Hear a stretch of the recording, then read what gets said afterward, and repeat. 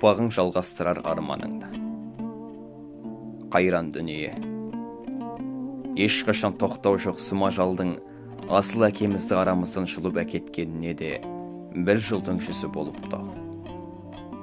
2023 жылдың шілде айында абзал азамат, өз ісіне шексіз берілген қажымас қайрат иесі, үлгілі отбасының құт берекесі, жары мен балаларының қамқоршысы, ардақты ата, асыл дос, есен аманып Сапи Жұмағұлұлы бұл фәнимен қош айтысқанда.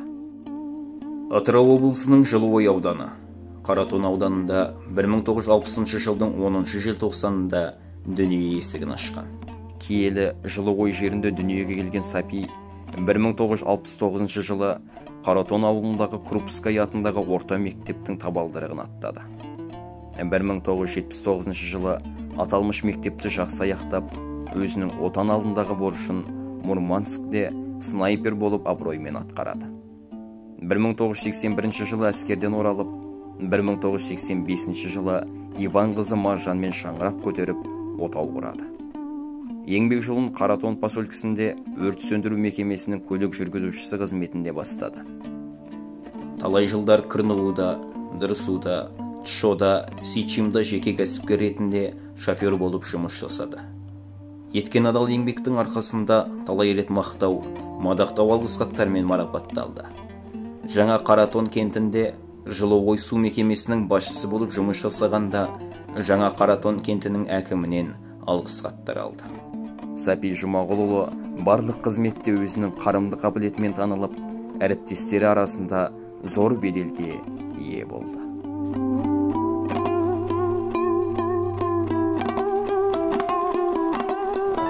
Әр қашанда бейік көретін мен басқадан, менің әкем,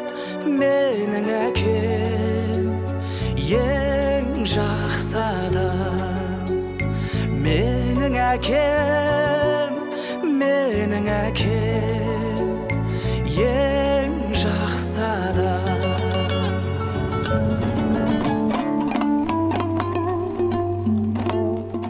Өнегелі өмірінде Маржан екеуі 3 қыз, 1 ұл тәрбиелеп өсірді.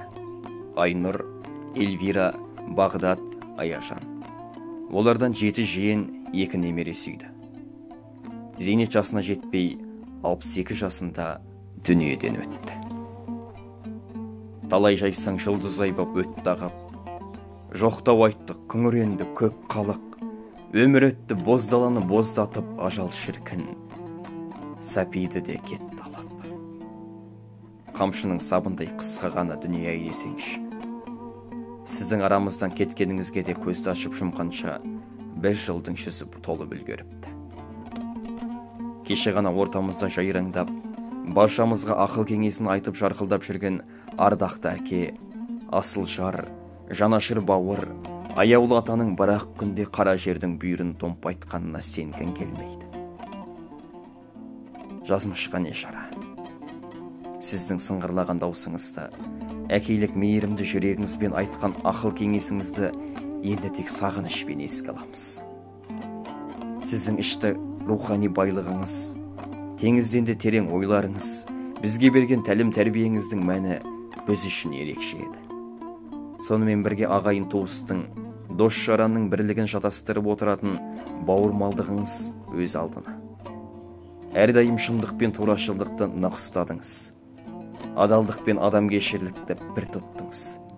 Біздің бойымыздағы ізгілік тұнған адалдықты дарыта білдіңіз. Бізге деген әкелік өсиетіңізді ешқашан ұмытпаймыз. Біз барда, ардақты анамыз барда, сізді немерелеріңіз ешқашан ұмытпақ емес.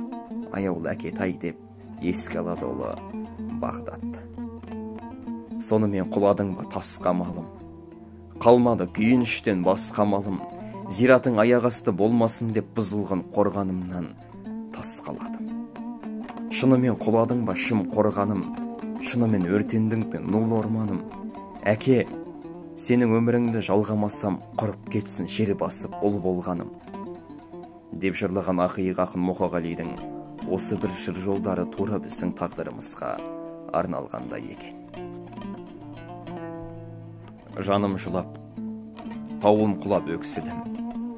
Жер бетінде жетім қалды өз күнің. Сен ойласам көз алдыма келеді әке, сенің мейірімді кескінің. Жаңа жылдың жаңа әнін айтпадың, көрменің ғой құстардың да қайтқанын. Аяулы әке тайым, деп бойындағы тебіреністерін, толғаныстарын қыздарыңыз Айнұр, Эльвира, Аяжан осылай арнайды өзіңізге. Сапи, ізгіде жаны жайсаң, ықыласты әріптес және тамаша дос бола білген жан. Асыл азаматтың жарқын бейнесі жанымыздан ешқашан шықпақ емес.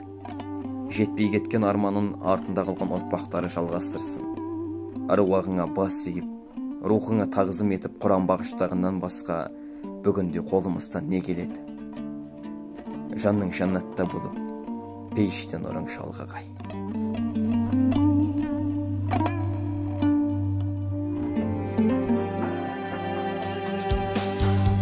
Көктемгі жадыраған күнге мен қашан жетерімді білмей, жауыны көп таңдардай жаным мұңды бұлғалай қалай.